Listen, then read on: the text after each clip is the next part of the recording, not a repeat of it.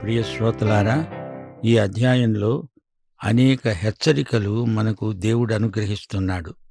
బంధుత్వాలను గురించి, అనుదినము వేసుకునే దుస్తులను గురించి, పొలంలో విత్తనాలు వేయటం గురించి, వైవాహిక జీవితాన్ని గురించి కొన్ని హెచ్చరికలు మోషే ద్వారా దేవుడు ఇశ్రాయేలు ప్రజలకు అనుగ్రహిస్తున్నాడు.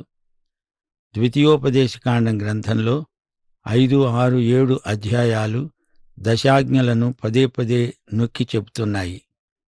8 నుండి 21 అధ్యాయం వరకు మత సంబంధమైనవి, జాతీయమైనవి కొన్ని నియమ నిబంధనలు ప్రస్తావించబడ్డాయి.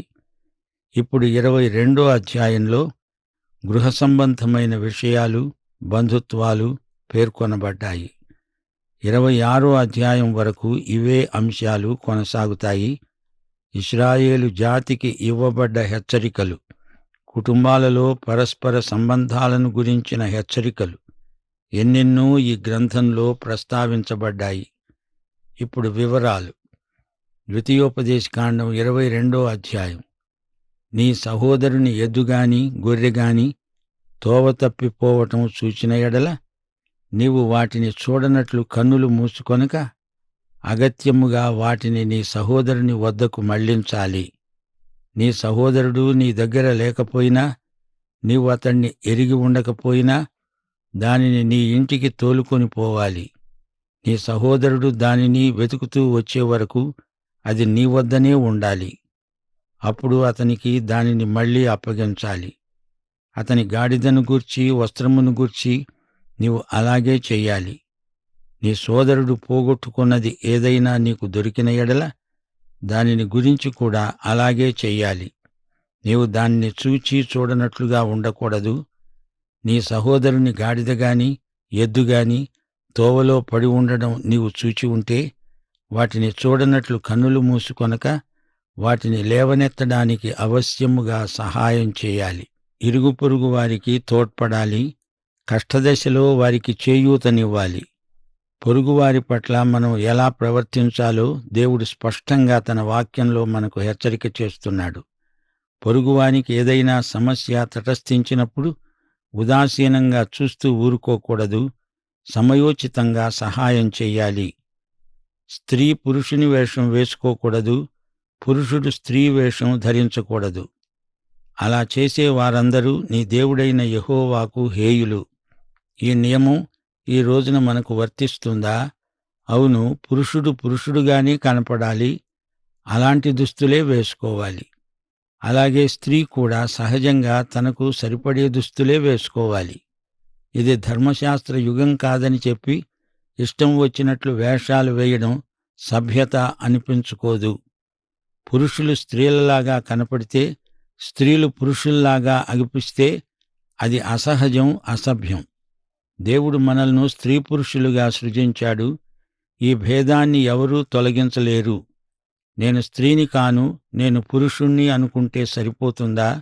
స్త్రీ స్త్రీయే, పురుషుడు పురుషుడే. ఇద్దరూ ఒకటి కాదు, సమానము కాదు. ఇద్దరిలో ప్రత్యేకత ఉన్నది. ఒకరికంటే ఒకరు ఎక్కువ కాదు, తక్కువ కాదు. ఆదాము ఆదామే, హవ్వ హవ్వే. ఇద్దరూ దేవుని బిడ్డలే.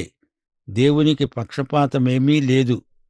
గుడ్లైనా పిల్లలైనా ఉన్న పక్షి గూడు చెట్టు మీదనే గాని, నేల మీదనే గాని, తోవలోనే గాని నీకు కనపడిన ఎడల తల్లి ఆ పిల్లలనైనా ఆ గుడ్లనైనా పొదిగి ఉన్న ఎడల పిల్లలతో కూడా తల్లిని తీసుకోకూడదు. తల్లిని విడిచి పిల్లలనే తీసుకోవచ్చు. అలా చేస్తే నీకు మేలు కలుగుతుంది.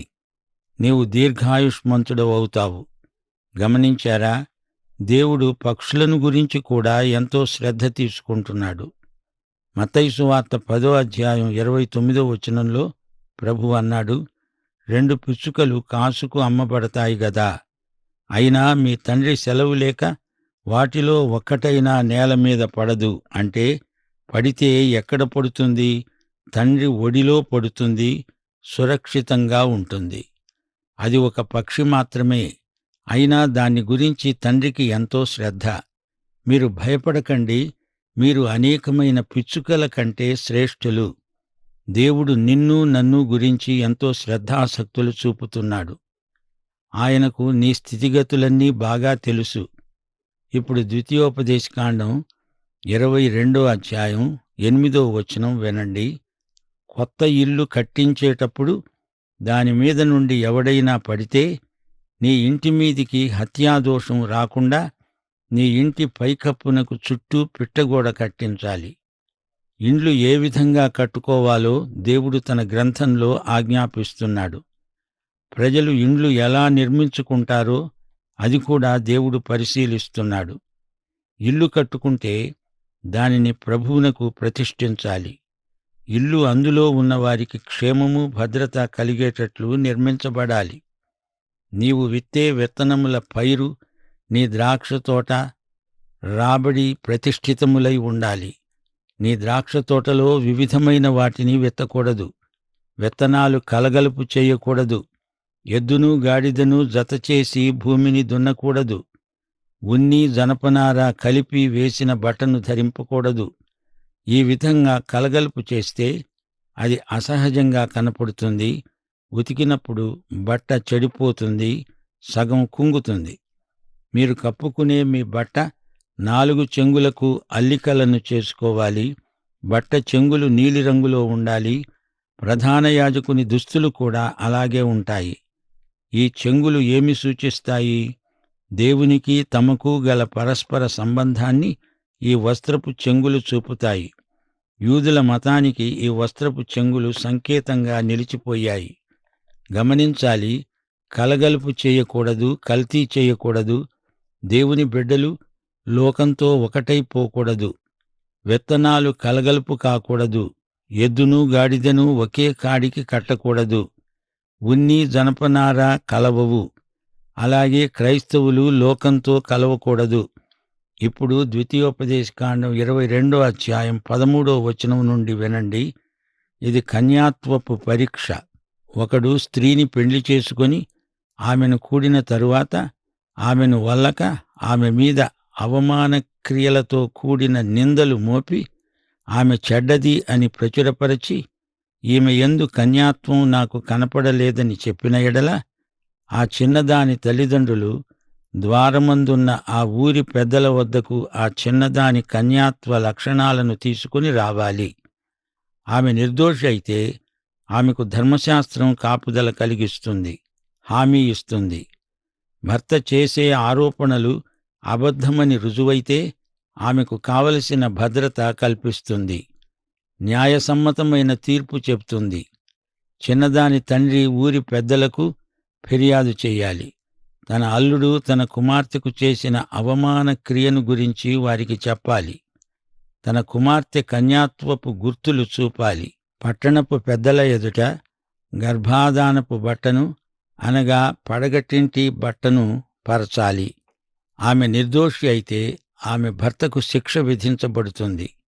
100 వెండి రూకలు జరిమానా విధించబడుతుంది. ఆ జరిమానా పైకం ఆమె తండ్రి తీసుకుంటాడు. అప్పుడు ఆమె అతనికి భార్య అయి ఉంటుంది. అతడు తాను బతికే దినములన్నిటా ఆమెను విడువకూడదు. ఒకవేళ ఆ చిన్నదాని యందు కన్యక లక్షణాలు కనబడని ఎడల ఆ చిన్నదానిని ఆమె తండ్రి ఇంటికి తేవాలి. అప్పుడు ఆమె ఊరివారు ఆమెను రాళ్లతో చావగొట్టాలి.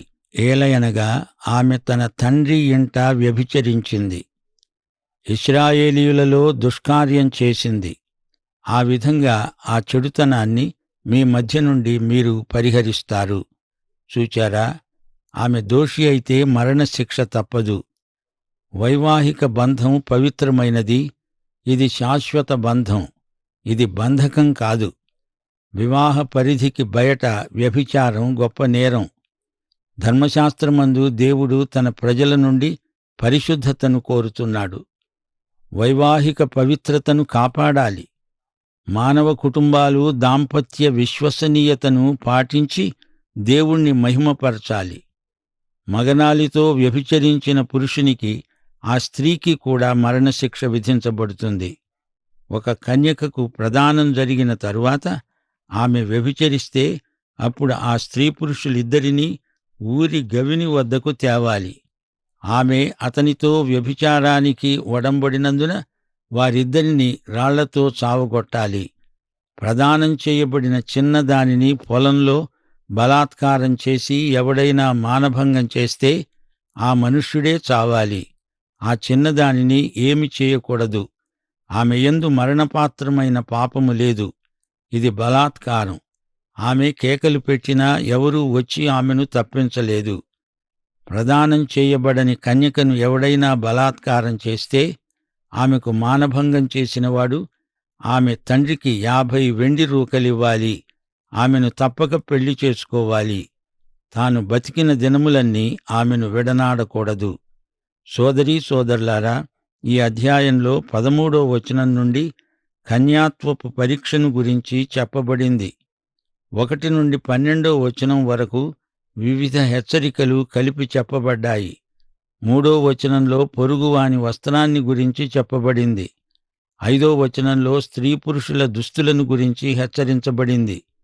11వ వచనంలో ఉన్ని జనపనార కలిపి నేసిన బట్టను వేసుకోకూడదని చెప్పబడింది. 12వ వచనంలో కప్పుకునే దుప్పటికి 4 చెంగులకు అల్లికలు ఉండాలని చెప్పబడింది. 17వ వచనంలో పడకటింటి బట్టను పరచాలని చెప్పబడింది. అలాగే 4వ వచనంలో పడిపోయిన జంతువు, 6వ వచనంలో గూటి నుండి పడిన పక్షి, 8వ వచనంలో కప్పు మీద నుండి పడిన మనిషి. ఈ అధ్యాయంలో మరొక రహస్యం ఉన్నది. యుద్ధంలో చేరడానికి కొందరు స్త్రీలు పురుషుల బట్టలు వేసుకొని అధికారులను మోసగిస్తారు. అలాగే పురుషులు స్త్రీల వేషం వేసుకొని యుద్ధంలో చేరకుండా తప్పించుకుంటారు. ఏది ఏమైనా స్త్రీ పురుషుల మధ్య దుస్తుల మార్పిడి మంచిది కాదు. ఈ అధ్యాయం కన్యాత్వ పరీక్షకు జరిగే పంచాయితీని వివరిస్తున్నది. వివాహ విషయంలో గాడిద ఎద్దు కలయిక కుదరదు. విశ్వాసులకు అవిశ్వాసులకు మధ్య వివాహం పొసగదు. వ్యభిచారమనేది ఘోరమైన సామాజిక నేరం. మగనాలుగాని అవివాహితగాని వివాహానికి బయట లైంగిక సంపర్కం పెట్టుకోకూడదు. వ్యభిచారానికి జారత్వానికి భేదం ఉన్నది. వివాహితులు లైంగిక పాపం చేస్తే అది జారత్వం. అవివాహితుల దుష్ప్రవర్తన వ్యభిచారం. దీనికి మరణశిక్ష విధించబడింది. వివాహం అన్నిటిలో ఘనమైనది. వివాహమందు స్త్రీ పురుషులు ఏక శరీరమవుతున్నారు. దేవుడు జతపరిచిన వారిని ఎవరూ వేరుపరచకూడదు. సోదరీ సోదరులారా, దొరికిన సొమ్మును అట్టే పెట్టుకోవడం నేరం. దాని యజమానికి దానిని అప్పగించాలి. ప్రజలలో ధనాశను దేవుడు గర్హిస్తున్నాడు. పొరుగువాని ఆస్తిని ఆశించకూడదని ఆజ్ఞాపిస్తున్నాడు. స్త్రీ పురుషులు తమ లైంగిక హద్దులను మీరి ప్రవర్తించరాదని దేవుడు హెచ్చరిస్తున్నాడు. పురుషులు స్త్రీలుగా, స్త్రీలు పురుషులుగా మారడానికి కృత్రిమ ప్రయత్నాలు చేయడం దేవుని వాక్యానికి విరుద్ధం. స్త్రీ తానొక ఆదర్శ స్త్రీగా క్రీస్తునందు జీవించాలి. అలాగే పురుషుడు కూడా ఆదర్శ పురుషుడై పరిశుద్ధంగా జీవించాలి. స్త్రీ పురుషులు వివాహమందే ఏక శరీరమవుతారు. అనుదిన జీవితంలో ప్రతి చిన్న విషయము దేవుణ్ణి మహిమపరిచేదిగా ఉండాలి. ఇంటి కప్పు, పంట చేను, వ్యవసాయం, పశువుల వినియోగం, భూతదయ ఇవన్నీ క్రైస్తవ విశ్వాసంలో భాగమే. వేసుకునే దుస్తులు, తినే ఆహారం వీటన్నిటిలో ఆరోగ్య సూత్రాలు పాటించాలి. దేవుడిచ్చిన ప్రతి ఆజ్ఞ తన బిడ్డల క్షేమం కోసమే ఉద్దేశించబడింది. ధర్మశాస్త్ర సూత్రాలు ప్రజలను నిర్బంధంలో ఉంచడానికి కాదు, ఇవి వారికి కాపుదలగా ఉపకరిస్తాయి. లైంగిక పాపాలను గురించి దేవుడు ఎందుకు ధర్మశాస్త్రంలో ఇంత విపులంగా రాశాడు? లైంగిక ప్రవర్తనలో పవిత్రత పాటించకపోతే ఇశ్రాయేలు జాతి భ్రష్టుపట్టిపోతుంది. అరణ్య ప్రయాణంలోనే కాదు, వాగ్దత్త భూమిలో ప్రవేశించిన తరువాత కూడా వారు పవిత్ర ప్రమాణాలను పాటించాలి. కొలసీ పత్రిక 3వ అధ్యాయం 5 నుండి 8వ వచనం వరకు, భూమి మీద ఉన్న మీ అవయవములను అనగా జారత్వము, అపవిత్రత, కామాతురత, దురాశ, విగ్రహారాధన అయిన ధనాపేక్ష వీటిని చంపివేయాలి. వీటి వలన దేవుని ఉగ్రత అవిధేయుల మీదికి వస్తుంది. పూర్వం వారి మధ్య జీవించినప్పుడు మీరు వీటిని అనుసరించి నడుచుకున్నారు. ఇప్పుడైతే మీరు కోపము, ఆగ్రహము, దుష్టత్వము, దూషణ, మీ నోట బూతులు అనే వీటన్నిటినీ విసర్జించండి. విశ్వాసులు లైంగిక ప్రవర్తన విషయంలో అతి జాగ్రత్తగా ఉండాలి. ఏమాత్రమూ నిర్లక్ష్యం చేసినా సంఘాలు విచ్ఛిన్నమైపోతాయి. లైంగిక పవిత్రత దేవుణ్ణి మహిమపరుస్తుంది. లైంగిక అసభ్యత దేవుని కుటుంబంలో అనేక అరిష్టాలకు దారితీస్తుంది. స్త్రీ పురుషుల మధ్య ఉండవలసిన నైతిక సంబంధాలు, ఆధ్యాత్మిక విలువలు వ్యక్తిగత క్రైస్తవ ఉజ్జీవానికి దోహదపడతాయి. వివాహ సంబంధాలు పవిత్రమైతే పుట్టే పిల్లలు కూడా క్షేమంగా, ఆరోగ్యంగా ఉంటారు. 2 కొరింథీ 6:14 అవిశ్వాసులతో జోడుగా ఉండవద్దు. నీతికి దుర్నీతితో ఏమి సాంగత్యము? వెలుగునకు చీకటితో ఏమి పొత్తు? ఈ సందర్భంలో యోహాను సువార్త 8:5 మా శ్రోతల దృష్టికి తెస్తాము. వ్యభిచారమందు పట్టబడిన ఒక స్త్రీని శాస్త్రులు, పరిసయ్యులు యేసు వద్దకు తెచ్చారు. ఆమెను మధ్యను నిలువబెట్టి అన్నారు, బోధకుడా, ఈ స్త్రీ వ్యభిచారము చేస్తూ ఉండగా పట్టబడింది. అట్టి వారిని రాళ్లు రువ్వి చంపాలని ధర్మశాస్త్రంలో మోషే మనకు ఆజ్ఞాపించాడు గదా. అయినా నీవేమి చెప్తున్నావు? ఈ సందర్భంలో మతనాయకుల కుట్ర బయలుపడింది. ఆమెను తెచ్చారు గాని అతడేడి? వారిద్దరికీ ధర్మశాస్త్రం శిక్ష విధిస్తుంది. అయితే కృప క్షమిస్తుంది. మా శ్రోతలకు ఈ సందర్భంలో ధర్మశాస్త్రాన్ని, దానిని మించిన కృపను మరి ఒకసారి జ్ఞాపకం చేస్తాము. ధర్మశాస్త్రం రోగ నిర్ధారణ చేస్తుంది గాని రోగాన్ని తొలగించలేదు. ఆ పని కృప మాత్రమే చెయ్యగలదు. మనము కృపాయుగానికి చెందినవారము. ఈ లోకంలో జీవిస్తూ ఉండగా అన్యుల వేషభాషలను మనం అనుకరించకూడదు. ధర్మశాస్త్రమందలి ప్రధానాంశం ఒకటి ఉంది. మానవుడు తోటి మానవుల పట్ల వ్యవహరించే తీరు, తన చుట్టూరా ఉన్న పశుపక్ష్యాదుల పట్ల తన వైఖరి, భూమి, వృక్షాలు, వీటిని గురించిన తన బాధ్యత, ఇవన్నీ తీర్పులోకి వస్తాయి. చివరికి గృహ నిర్మాణం విషయంలో కూడా ఇతరులకు ఆటంకము, హాని లేకుండా చూడాలి. ఎద్దు, గాడిద మధ్య ఉన్న వ్యత్యాసం గమనించాలి. ఎద్దు పవిత్రమైనది, గాడిద అపవిత్రమైనది. ఈ రెండూ కలిసి జీవించలేవు, పని చెయ్యలేవు. మానవులు, జంతువులు, అలాగే విత్తనాలు, ఇవన్నీ దేనికవి ప్రత్యేకం. కల్తీ విధానం పనిచెయ్యదు. సాధారణంగా అలనాటి ఇశ్రాయేలీయులకు ప్రతి ఒక్కరికీ కప్పుకునే దుప్పటి ఒకటి ఉండేది. అందులో కొన్ని అరలు సంచులుగా కుట్టబడి ఉంటాయి. దానిని రాత్రిపూట కప్పుకుంటారు. పగలు అందులోని సంచులలో కొన్ని పదార్థాలు మోసుకు వెళతారు. తల్లిదండ్రులు తమ కుమార్తెల కన్యాత్వం విషయమై ఎంతో జాగ్రత్త వహించాలి. సమాజంలో అమ్నోను లాంటివారు ఉన్నారు, జాగ్రత్త. 2 సమూయేలు 13:15 తామారును అమ్నోను మానభంగం చేశాడు.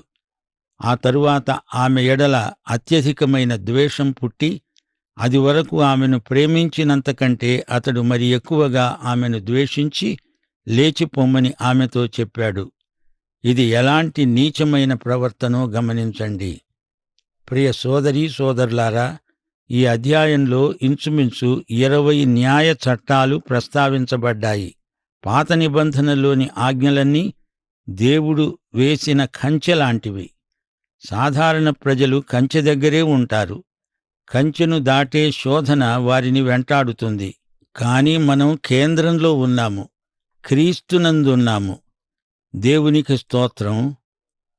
ప్రియ శ్రోత, ఒక విషయము ఆలోచించు. ప్రభువైన యేసుక్రీస్తునందు మనకు పవిత్రమైన తలంపులు, ఆలోచనలు, క్రియలు, వైఖరులు అలవడతాయి. ఈ యేసుక్రీస్తును నీవు స్వకీయ రక్షకుడుగా ఎరుగుదువా? లేకపోతే ఇదే అనుకూల సమయం, ఇదే రక్షణ దినం. పాఠం ఇంతటితో సమాప్తం. ప్రభువైన యేసుక్రీస్తు వారి కృప మీ ఆత్మలకు తోడై ఉండునుగాక. ఆమేన్.